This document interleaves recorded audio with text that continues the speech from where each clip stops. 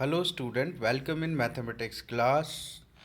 हमारे मैथ्स की इस पेपर में मैं पढ़ा रहा हूँ आपको एडवांस अलजेब्रा। इस पेपर का नाम है। इसके दो हिस्से हैं, रिंग थ्योरी और linear algebra. 2 unit ring theory की है और 3 यूनिट लीनियर अलजेब्रा की है। अब इसमें सबसे पहले स्टार्ट करते हैं रिंग थ्योरी के बारे में।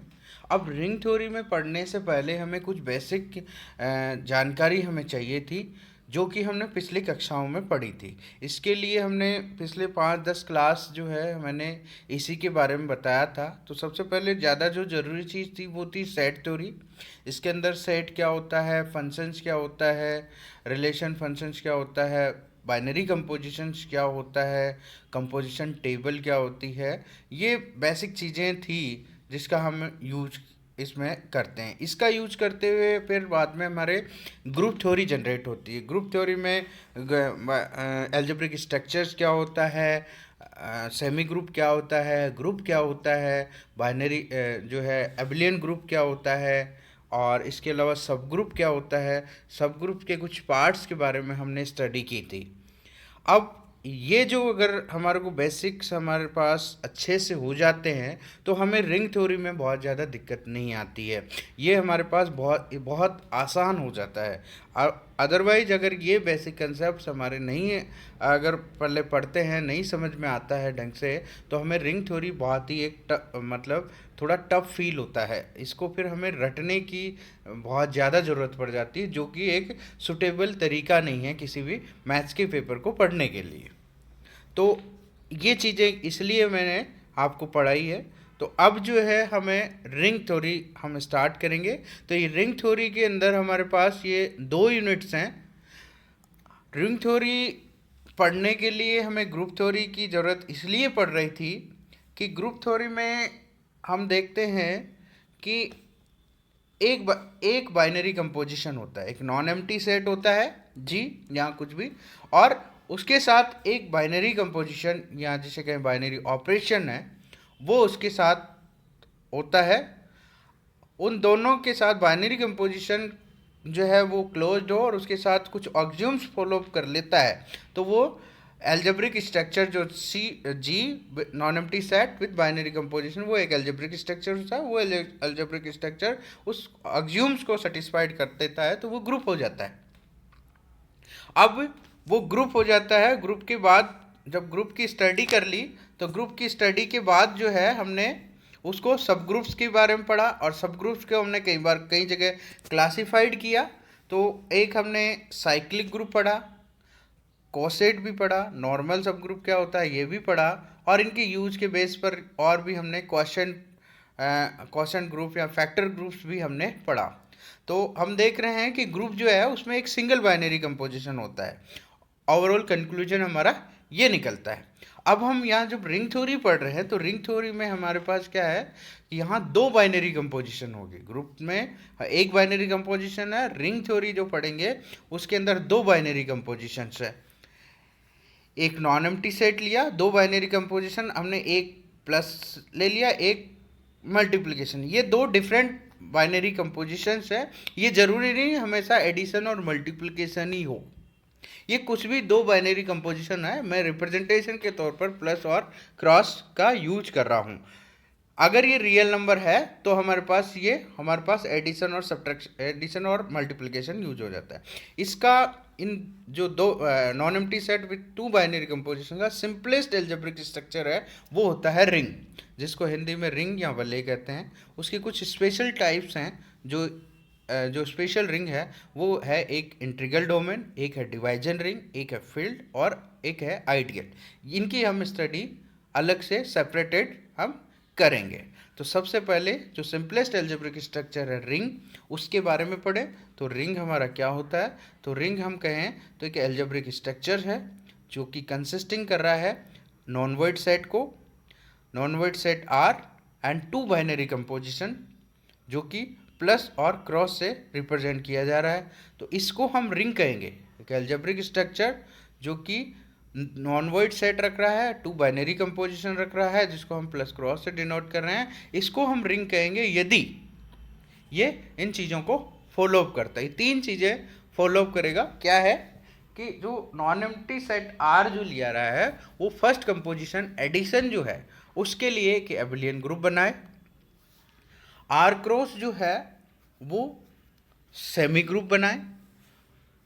जो फर्स्ट बाइनरी कंपोजिशन एडिशन है उसके लिए तो वो एबेलियन ग्रुप हो, और एबेलियन ग्रुप का मतलब क्या हुआ, क्लोज्ड हो। उसके बाद 3 ऑक्सियम फॉलोअप करना पड़ता है, एसोसिएटिविटी, आइडेंटिटी और मल्टीप्लिकेटिव इनवर्स।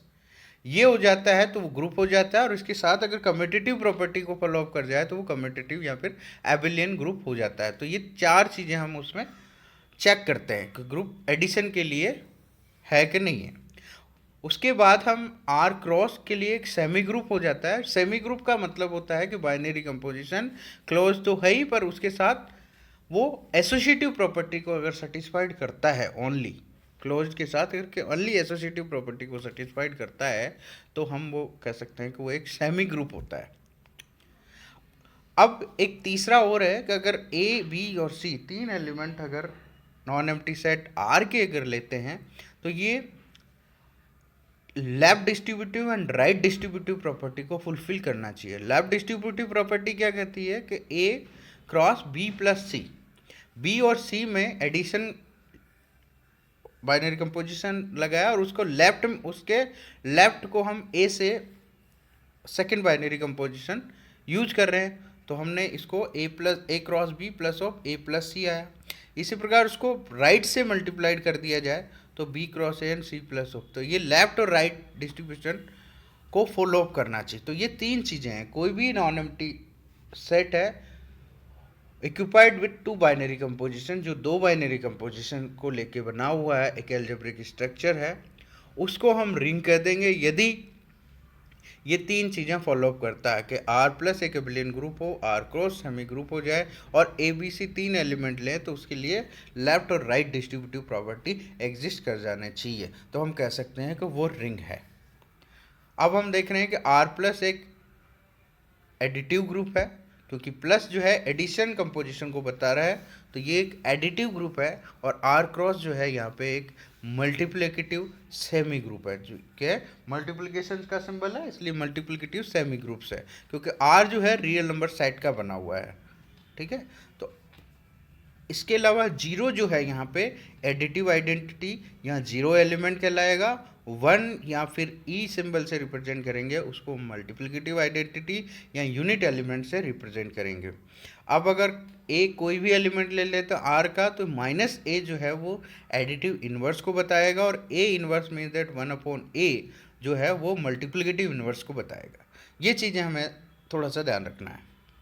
अब रिंग जो मैंने बताया कि कोई भी रिंग कहलाती है यदि 3 ये प्रॉपर्टीज़ को सेटिस्फाइड कर दे, तो उसके कुछ एग्जांपल्स की बात करें तो Z plus cross set of integer, जो कि एडिशन और सब्ट्रैक्शन 2 बाइनरी कंपोजिशन को साथ लेकर के एक एल्जेब्रिक स्ट्रक्चर बनाती है, तो वो हमारा एक रिंग बना देता है। क्यों कि हमें पता है कि जेड जो है वो एडिशन के लिए एक एबेलियन ग्रुप बनाता है और मल्टीप्लिकेशन के लिए सेमी ग्रुप बनाता है। क्यों कि सेट ऑफ इंटीजर जो है वो मल्टीप्लिकेशंस के लिए एसोसिएटिव प्रॉपर्टी को सेटिस्फाइड करता है, साथ में ये डिस्ट्रीब्यूटिव भी होता है, तो इसलिए जेड प्लस क्रॉस जो है हमारा एक रिंग का एग्जाम्पल हुआ। इसी प्रकार से सेट ऑफ रैशनल नंबर्स, ये भी एडिशन और मल्टीप्लिकेशन 2 बाइनरी कंपोजिशन साथ लेकर के हमारे पास एक रिंग को जनरेट करता है। क्यों कि हमें पता है कि सेट ऑफ जो रैशनल नंबर है वो एडिशन के लिए एक ग्रुप जनरेट करता है, एबेलियन ग्रुप को जनरेट करता है, और मल्टीप्लिकेशन के लिए एसोसिएटिव प्रॉपर्टी, क्योंकि 2 रैशनल नंबर्स को मल्टीप्लाइड किया जाएगा और मल्टीप्लाइड किया जाए तो वो हमारे पास एसोसिएटिव प्रॉपर्टी को सेटिस्फाइड कर जाएगा। इसी प्रकार से रियल नंबर सेट जो कि एडिशन मल्टीप्लिकेशन के लिए ये भी एक रिंग को रिप्रेजेंट करता है, क्योंकि 2 रियल नंबर्स आर जो प्लस है वो एडिशन के लिए हमारे पास एक एबेलियन ग्रुप को रिप्रेजेंट करता है, और आर क्रॉस भी जो है वो उसके लिए सेमी ग्रुप एसोसिएटिव प्रॉपर्टी को सेटिस्फाइड करता है, इसलिए सेमी ग्रुप है, और डिस्ट्रीब्यूटिव प्रॉपर्टी को भी सेटिस्फाइड करता है, तो इसलिए ये भी एक रिंग है।